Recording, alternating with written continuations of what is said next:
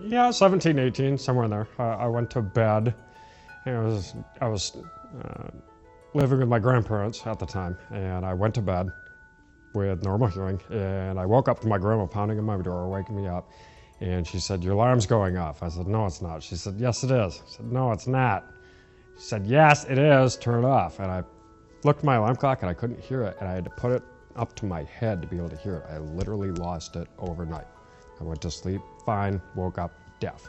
All I ever have known was Shane as a deaf person, and that's been our whole relationship. And we prayed and spent years asking God to heal him. Deafness isn't, you don't hear anything. For me, it was the howling and the screaming that was going on in my ears overpowered everything else. The range of hearing is about 1 to 100.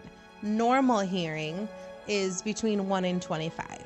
Shane was hearing at about a 95 or a 96 in both ears, so almost nothing at all. I always knew I needed to get it fixed. We tried hearing aids when I was 19 or 20, and they were inexpensive units, which is a nice way of saying really bad ones that didn't help at all. We prayed and asked God for so much, but we weren't necessarily following God's will or asking him what he wanted us to do. We were just kind of going through the motions, and we trusted in God, but yeah, we didn't really want to do anything that would get us out of our comfortable position. Once the foster kids came in, then I knew that we needed to do something now. We needed to do it quickly. I'd been waiting for 2 months for them to turn this on. I've been waiting for 20 years to be able to hear again. And we're going to turn this thing on, and I woke up that morning sick as a dog. We got there, and they're plugging it in, and they turn it on, and it's just electronic garbling is what you hear. The garbling did something, and I start going into massive chest pains. So we had to cut it short.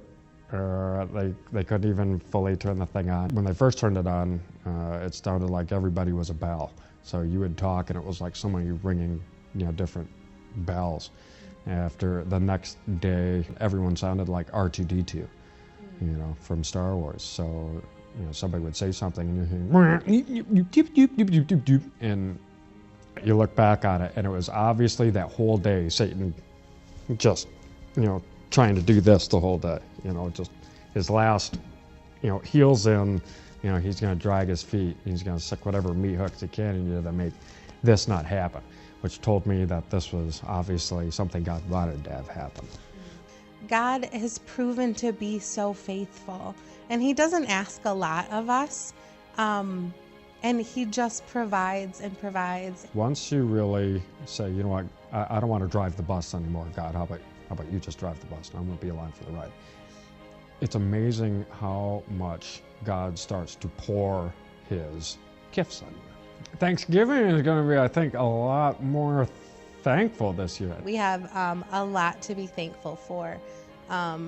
Shane, he has the gift of hearing.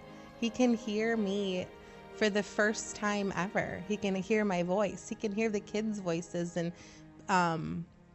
it's made him such a better father and a better husband, being able to communicate with us. I think there's just been such huge, monumental changes in our family this year, between the ears and the kids and and everything else that's happening.